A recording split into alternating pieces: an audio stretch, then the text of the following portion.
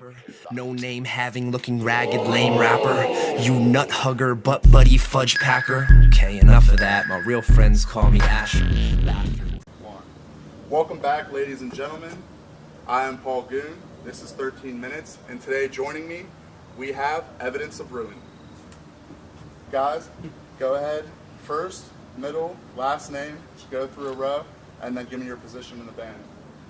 Truman L. Carter, guitars. Guitars. James Shaw, drummer. No middle name? No middle name. No, what the? Stephen James Mason, bass and backup vocals. There you go. I like it. All right, so we're gonna ditch that plan because actually my questions are on here. So, it still does it, I think. All right, so my first question that I really want to know is how long have you guys been performing music, recording music together? How long have you guys been working together for? Actually, we came up 2 years. In 2 years, yeah. I think July. I don't know. I think it was July, so a little over 2 years now. All right, where are you guys from? Are you from James? Are you from West Side? Okay. Are we from originally, or? Yeah, I want to know where. Actually, every member of this band is born in a different state. Yeah, and I thought so. So that's why I wanted to know where you guys are from. I'm from Mississippi. I was born in Alabama. And I'm right in Pennsylvania. Okay, And cool. Sweezy's John. from Virginia. Virginia? Yeah, see, I thought you guys were from all over. That's why I wanted to ask that question. Are you guys and including your singer that isn't here, are you guys the original, or I should say vocalist, I don't even know if I would say singer. Yeah. But are you guys the original Yes. lineup? Yeah, we got together and kept going. Okay. Do you have any albums out yet? Any full pieces of work, EPs, anything? We're working on that right now. That was what we're in the process of recording right now. So it's All right, good. That's badass because I really want to hear. I want more. The writing want more. process is pretty much done for it. Yes. And it's been, I mean, since we started, 2 years, just working on these songs and getting them, tight and tight getting them. and getting them right. Yeah. Getting them tight and getting them right. Getting them tight and getting them ready. My God, if that doesn't sum my life up. So, I want to know where can people, while they're waiting for the album, do you guys have shows coming up? Where can they find you guys? Where can we see you? We have a Facebook page, Evidence of Ruin, and we do have a show with Kitchenhead Conspiracy and Trafine. That's their 20th anniversary. Excited about that. They're popular. I know that We they're are popular. very pumped about that show. They already got a video out. I think I shared it, and we shared it on the website too. So We're all like affiliated and friends that have been in bands together, jammed together.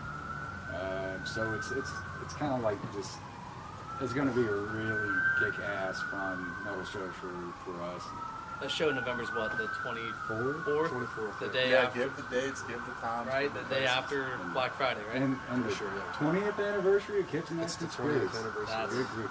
When I came here from Tupelo, man, that was my ex-wife. That was the first band. She was like, "Oh, we got local metal bands all over," and she's like, "Check these guys out." And she played Handy Decapitated, and I fell in love with it right away. I was like, "Dude, Kitchen So That's really cool.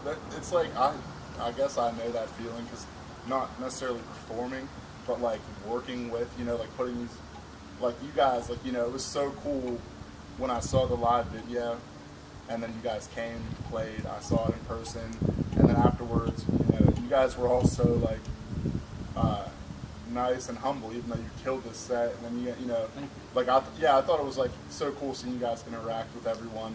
That was a good show. I was excited after that show. Well, it made There's you. a lot of excitement that night. Yeah, it's something I There was, talk, for talk sure. about off camera, but I'm outside, like, "Hey, It was a good show. But it was a very it's good exciting show. to work with people. It is like there's some people that you have these preconceived ideas of how it's going to go, and then you actually do it, and then it's even more exciting. And if you don't mind chiming in on this, I wanna it's just hear how it. this whole thing came about is just really cool. I've been working with Sleazy for almost 10 years. okay, Trying to put together a metal band. I was in some bands when I moved up here because that's the first thing I wanted to do was just get back to playing because I played music back home. So you've been playing for like your whole life? Oh pretty yeah, much then, I started doing. I was playing in like Memphis and you know, Shreveport, doing the whole 9 down So you've there been all over. when I was 15, 16 years old, and I thought that's how it was up here, because we were playing like 200-300 kids down there, and then I come up here and you're playing to like 3 people, their girlfriends. Those are the best shows, man. But they are. Yeah, But- because you can like kind of make love to them, you know, through the And it's all to them. Yeah. Yes. Not physical love, but pretty close. But with Sweezy, Jonathan, the vocalist, he had an ad up at Guitar Center. I was looking for a vocalist to try to get something off the ground, and we did a band called Deviate the Enemy for a little bit, and things just kind of fell apart, and we just had a really hard time finding the right guys to do stuff. And these are the right guys. And, Oh, well, we the all groove between us is fantastic.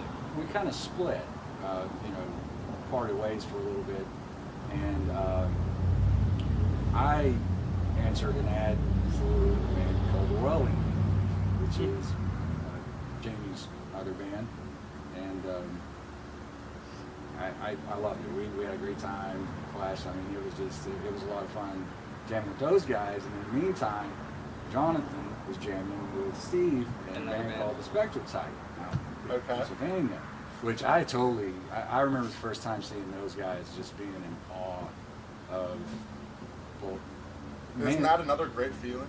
yeah, well, dude, the sound that they had, I loved. And not only that, but I remember watching this guy Yeah. and going, dude, this guy's just a smoking bass player.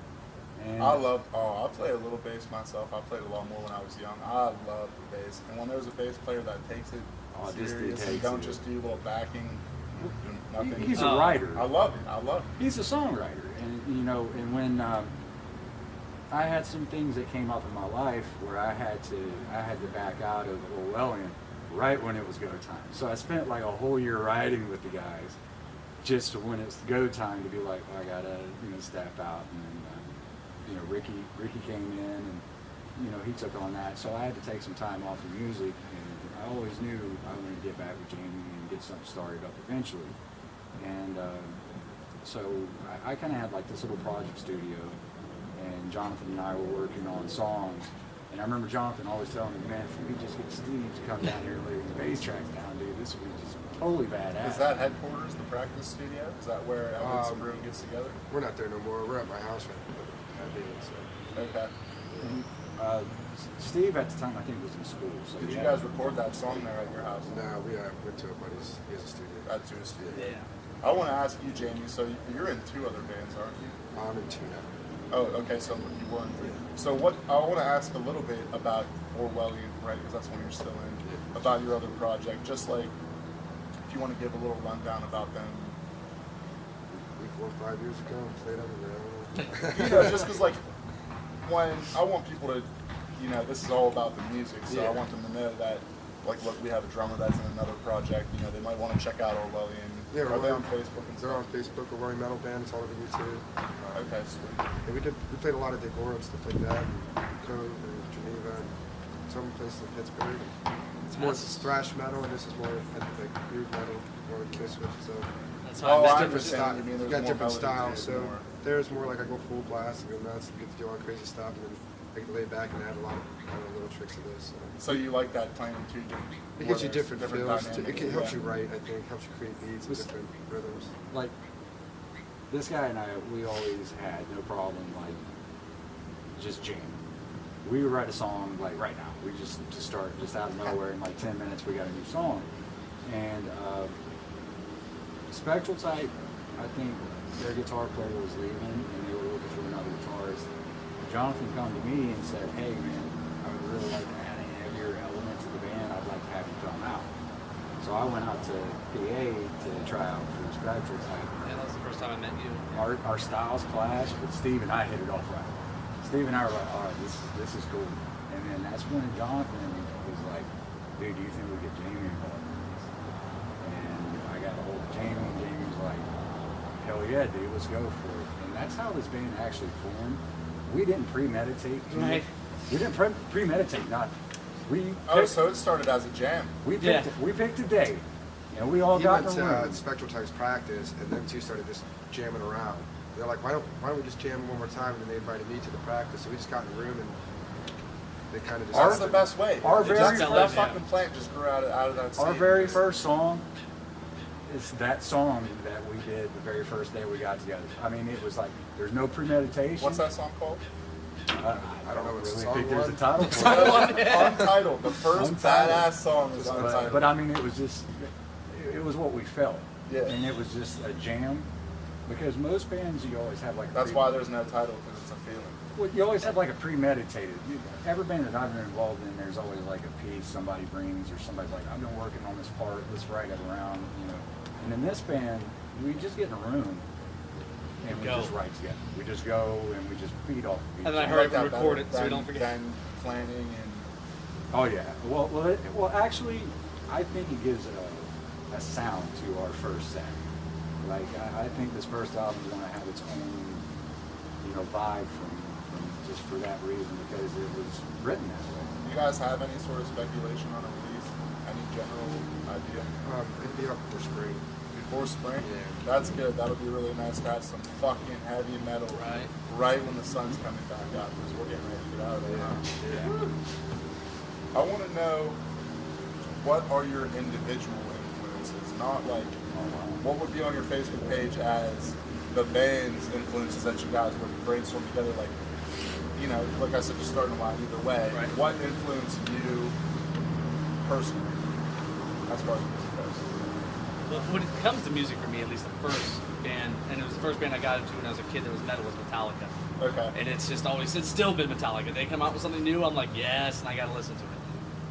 Other than that, I don't know. It's Is that like, why you started playing bass? yeah, Metallica? exactly why. When I was 13 years old, So you're like a big Metallica fan? huge Metallica. As a huge Metallica fan, how do you feel about me saying they only had like 2.5 good albums? It is what it is. I mean, Like I have this big discrepancy with Metallica where I really like the first 2 albums. I like a little bit of Master Puppets and Right. that thrash, that energy, and then they kind of got softer and now. yeah, once the Black Album came out, they got more radio-ish, kind of, and it's just kind of went from Yeah, there. well, they changed their style, and that kind Yeah. of hurts me. I mowed 2 yards to buy Justice for All when I was 8 years old, dude. But I'll never I forget adjusted. Blackened, dude, cranked it, man. I'll never forget that. But definitely a band I like. Like I said, just not all their work, but Metallica is, I mean, they're one of the definitely shaped metal for Yeah. sure. Now that was my first band growing up, getting into metal. What is it now then? What influences you now? Huge things now are like After the Burial, Periphery, the more, I guess if you want to call it gen, whatever you call it, style. Even though I still don't write like that, I love listening to it. It gives me ideas on just groove and stuff like that. I've But been listening to soft jazz music lately. And I There's don't like nothing soft wrong. jazz music. So. actually, I've been killing freaking Zed, electronic dance music. I don't know why. Oh, I don't blame you. Sometimes you gotta get hyped. I gotta get different things going in my head. So I'm cool in the game, man. I listen to Cool. shit. I listen to everything. I love funk music. I don't know. Funk, yeah. Is that your influence, funk music? But, I'm influenced by a lot, but I mean, Even one of our songs has a nice funk part It to does. it. It's It just because does. we just throw things in. We're like, hey, listen to this. That's honestly, I really like that. If you could find nice, especially with a good bass player and a good drummer, good band all around. But you know, like that's like the set a good tone for like something like that. Right. The funky bass and drums really set that. To have that shape. what were your I grew up loving Kiss. Kiss. I like Kiss. Kiss, man. You guys know that song "Love Guns" about it. That's about as calm. Yeah, I grew up on that too. I grew up Kiss with is Kiss. sweet. I don't know. And then Korn came out. I guess Korn would be one of the first big records I loved about metal. New metal. That's like a recurring topic apparently. Yeah, and then I don't know Whitechapel. More death metal these days. But, yeah. Whitechapel's, yes. I've they're gotten a one lot of my more other. into death metal these days. I think this is a good time to like death metal. Yeah. Whitechapel, Casey Street. Me personally, I just saw that. I was raised in music. My everybody in my family was musicians, so my dad was like the star for me. Like, so he was my biggest influence. But then, Eddie Van Halen, that was the guy that made me want to play guitar. And then when I got older in metal, of course, the Metallicas, the Panteras, and shit like that. And Speaking of Taylor Swift, I love I'm Taylor glad Swift, you I brought just up said. bands Pantera. like Nothing Face, Yeah, bands yeah. during that era. And see, that's kind of what I approached with this style, because I've always recently become like a metalcore guitar player because I'm huge into Kill Switch Engage after the barrel, like you said, stuff like that. But I've just shit like Nothing Face, American Head Charge, all those bands from during that time, they just had that slam element. There's no bands around that can do that. No, It's not so at easy all. to pick that kind of rhythm, you know, left. So it's easy to say, and like I said, everything from that to Rick James and Cool. Oh, I love Oh man, I love stuff like Rick James. So you know what's What's great about this though is like, for example, he's been big in a Nothing Face, right? I never even heard of him.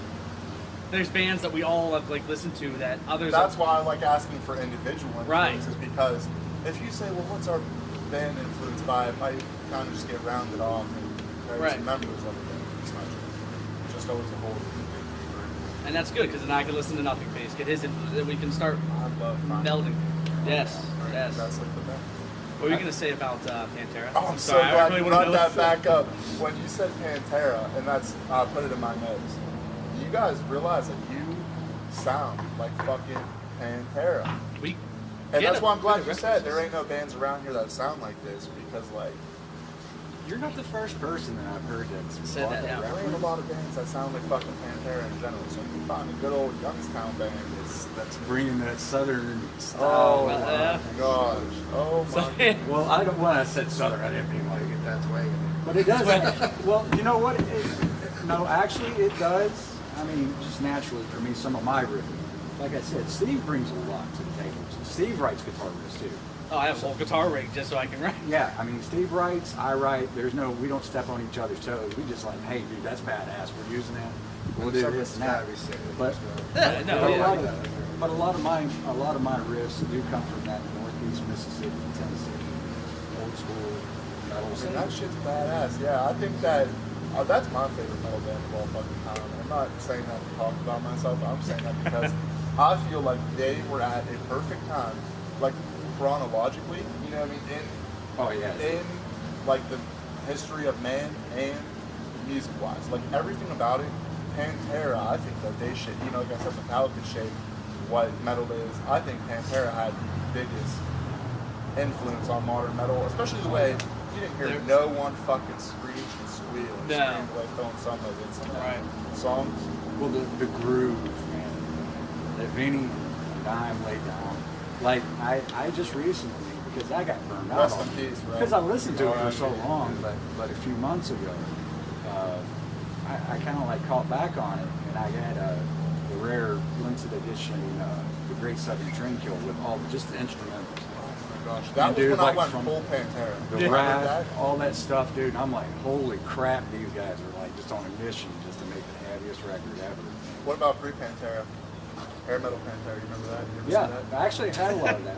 I was in a band with a guy, his uncle was the vocalist for Pantera. Would you guys ever want to be compared to that Pantera? No. I don't even know what it is. Oh yeah, so before Pantera was Pantera, they were like any 80s hair metal band. Oh shit. Yeah.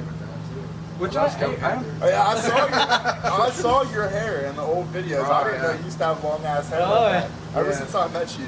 Orion, they told me to grow it out. They wanted me to grow it, so I let it grow for a while, and it was just too much. I don't look right with it.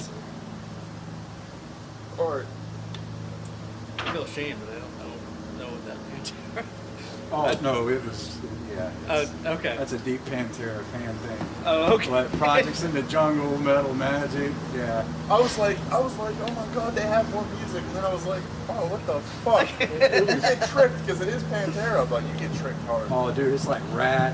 Well, it's Anything like that, any of them. You can literally pick any of them out. You can remember fucking Van Halen with Sammy Hagar. yeah. And shit like that. I mean, not get already wrong, but. Tell me about the song Bacon. That's one of the songs I found on Facebook. We just talked about it. You showed me a more polished version.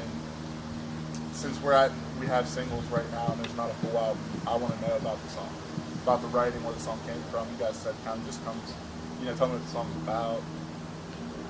Well, that was our first time we actually tried a different tuning, and in that tuning, I know that sounds weird, but that changed up how we wrote the song. Okay. It was a lot more accurate, a lot more. I can't explain that part there. It was just different on how we wrote it. But then when it came to lyrics, at least, I have my clean vocals in it, and I was thinking at the time of how socially awkward I am sometimes. And then I told John, I said, I literally am singing these parts about being socially awkward, and that's what I said, let's go on that. So the whole song is about being socially awkward. Just being awkward, yeah, just being awkward and just. That really makes sense with the title too. being Right. vacant. I like that.